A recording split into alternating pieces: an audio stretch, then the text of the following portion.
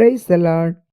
ரோமர் 2ஆம் அதிகாரம் 1ஆம் வசனத்தை நாம் பார்க்கும் பொழுது, மற்றவர்களை குற்றவாளியாக தீர்க்கிற நீ யாரானாலும் சரி, போக்கு சொல்ல உனக்கு இடமில்லை.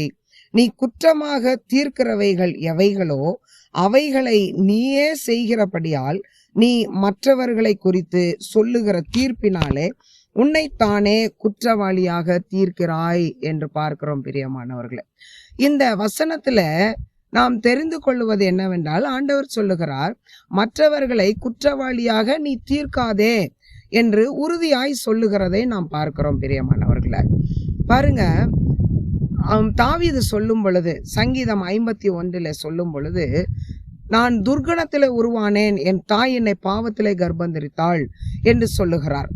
அந்த வசனத்தின்படி ஆண்டவராகிய இயேசு கிறிஸ்து ஒருவரை தவிர மற்ற யாவரும், மனிதர்கள் யாவரும் பாவ சரீரத்தாலும் பாவ இரத்தத்தாலும் ஆனவர்கள். நம்முடைய சரீரத்துல ஓடுகிற ரத்தம் அவ்வளவும் பாவ ரத்தம், பாவ சிந்தனை, பாவ எண்ணங்கள், குற்றங்கள், இவையெல்லாம் எல்லா மனிதனிடத்திலையும் உள்ளது. பிரியமானவர்களே, ஆனபடினால மற்றவர்களை நீ குற்றவாளி அப்படின்னு சொல்றதுக்கான அதிகாரத்தை ஆண்டவர் நம்ம யாருக்குமே கொடுக்கல. குற்றவாளின்னு தீர்க்கவே கூடாது. பிரியமானவர்களே, பாருங்க, 1 சாமுவேல் 12ஆம் அதிகாரத்துல பார்க்கும் பொழுது, தாவீது செய்த தவறை குறித்து உணர்த்துவதற்கு ஆண்டவர் நாத்தான் தீர்க்கதரிசியை தாவீதினிடத்திலே அனுப்புகிறதை பார்க்கிறோம். நாத்தான் தீர்க்கதரிசி போய், ராஜாவே, உங்களிடத்துல ஒரு நியாயம் கேட்கணும், சொல்லுப்பா, என்ன செய்யணும்? ஐஸ்வர்யவான் ஒருத்தவன் இருந்தான். அவனுக்கு ஆடு மாடுகள் மந்தை ரொம்ப அதிகம், பெரிய ஐஸ்வர்யவான். அவன் பக்கத்திலேயே தரித்திரன் ஒருத்தவன் இருந்தான். அவனுக்கு ஒரே ஒரு ஆடு மட்டும்தான் இருந்துச்சு. இந்த ஐஸ்வர்யவான் வீட்டுக்கு ஒரு விருந்தாளி ஒருத்தவர் வந்துட்டார், வழிபோக்கர். அந்த விருந்தாளிக்கு சமைச்சு கொடுக்கணும். அப்ப ஐஸ்வர்யவான்ட்ட எவ்வளோ பெரிய மந்தை இருந்தாலும் தாம் மந்தையில இருந்து ஒரு ஆட்டையோ ஒரு மாட்டையோ எடுத்து சமைச்சு கொடுக்கணும் அப்படின்னு மனசு வரல. அவன் என்ன செஞ்சான், இந்த பக்கத்துல இருக்கிற தரித்திரனுடைய ஒரே ஒரு ஆட்டுக்குட்டி, அதை எப்படியாவது பிடிக்கணும் அப்படின்ட்டு அந்த ஆட்டுக்குட்டிய கண்ணு வச்சு அதை பிடிச்சு அதை அடிச்சு தான் வீட்டுக்கு வந்த வழிப்போக்கனுக்கு, விருந்தாளிக்கு அதை சமைச்சு கொடுத்துட்டான்.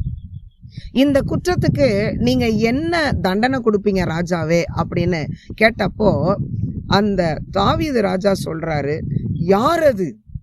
இந்த காரியத்தை செய்தவன் மரணத்திற்கு பாத்திரவானா இருக்கிறான், அதாவது மரண தண்டனை அவனுக்கு கொடுக்கணும் அப்படின்னு தீர்ப்பு சொல்லிட்டார். அதுக்கு அடுத்ததுதான் நாத்தான் தீர்க்கதரிசி சொல்றாரு, ராஜாவே, அந்த மனுஷன் வேற யாரும் இல்ல, நீயே அந்த மனுஷன் என்று சொன்ன பிறகு தாவீது ராஜா மனம் உடைந்து அழுது கதறுகிறான். தான் செய்த காரியத்தை, தான் செய்த குற்றத்தை அவன் மறந்தவனாக மற்றவர்களுக்கு தீர்ப்பு சொல்லும் பொழுது மரண தண்டனை கொடுத்து தீர்ப்பு சொல்லுகிற ஒரு ராஜா. ஆனால் அந்த தவறை செய்தவன் நான் தான் என்று அந்த ராஜா அறிந்த உடனே மனம் கசந்து அழுது கதறுகிறான், ஆண்டவரிடத்துல மன்னிப்பு கேட்கிறான். பிரியமானவர்களே, இப்படித்தான் ஒவ்வொருவரும் குற்றம் சாட்டுகிறவர்கள், மற்றவர்களை குற்றவாளி என்று சொல்லுகிறவர்கள் தங்களுடைய தவறை அவர்கள் உணர்வது இல்லை. பிரியமானவர்களே, நம்ம கண்ணுல இருக்கிற உத்திரத்தை எடுக்க முடியாம இன்னொருத்தவன் கண்ணுல இருக்கிற துரும்ப பார்த்து, நம்ம கிட்ட இவ்வளோ பெரிய தவறு இருக்கும், உத்திரத்தை போல தவறு இருக்கும், அதை நம்ம உணர மாட்டோம். மற்றவங்க கண்ணுல ஒரு சின்ன துரும்பு தான் இருக்கும். அந்த துரும்பை பார்த்துட்டு, உன் கண்ணுல இருக்குது பாரு, உன் கண்ணுல இருக்குது பாரு, நீ செஞ்ச தப்பு அப்படின்னு சொல்லி அந்த சின்ன சாதாரண தவறை சொல்லி அவங்கள அவதூறாய் பேசுவது, தூற்றுவது, இப்படிப்பட்ட காரியங்களை செய்கிற கூட்டம் நிறைய பேர் இருக்காங்க. பிரியமானவர்களே, மற்றவர்களை குற்றம் சுமத்தி குற்றவாளின்னு சொல்ற அந்தையே தொழிலாய் வைத்து கொண்டு இருக்கிற கூட்டம் அநேகம் நம்ம இந்த உலகத்துல நம்ம பார்த்துக்கிட்டு இருக்கிறோம். பிரியமானவர்களே, எசேக்கியேல் 33ஆம் அதிகாரத்துல 8-9 வசனத்துல பார்க்கும் பொழுது, அங்கே துன்மார்க்கனை நாம் உணர வைக்க வேண்டும் என்று சொல்லி கர்த்தர் விரும்புகிறார். உண்மைதான், வேத வசனத்துக்கும் கீழ்ப்படியணும். அங்க என்ன சொல்றாரு? துன்மார்க்கன் துன்மார்க்கமான வழியில துன்மார்க்கமான பாவத்தை செய்யும் பொழுது நீ செய்யறது தப்பு அப்படின்னு உணர்த்த சொல்றாரு. நீ உணர்த்தணும், அது உனக்கு அவசியம். நீ உணர்த்தும் பொழுது அதை அவன் கேட்டு மனம் திரும்பினானேயானால் நீயும் தப்புவிக்கப்படுவ, அவனும் ரட்சிக்கப்படுவான் அப்படின்னு சொல்றாரு. அந்த தவற உணர்த்தாம இருந்தீனா அவன் நரகத்துக்கு பாத்திரவானா, சாவான், அழிஞ்சு போயிருவான். அவனுடைய ரத்த பழிய உன்கிட்ட கேட்பேன் அப்படின்னு ஆண்டவர் சொல்லியிருக்காரு. வசனத்துலதான் நம்ம இதையெல்லாம் எடுக்கிறோம் பாருங்க. அப்ப தவறு செய்த ஒரு மனிதனுக்கு அந்த தவறை அன்பினாலே உணர்த்த வேணும்.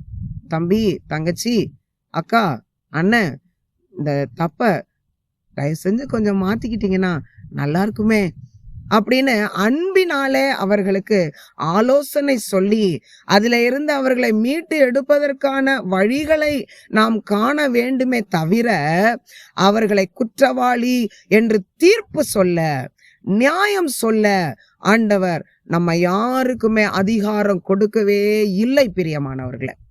ஆனபடியினால இதுவரை நாம் அப்படிப்பட்ட வாழ்க்கை வாழ்ந்திருக்கலாம்.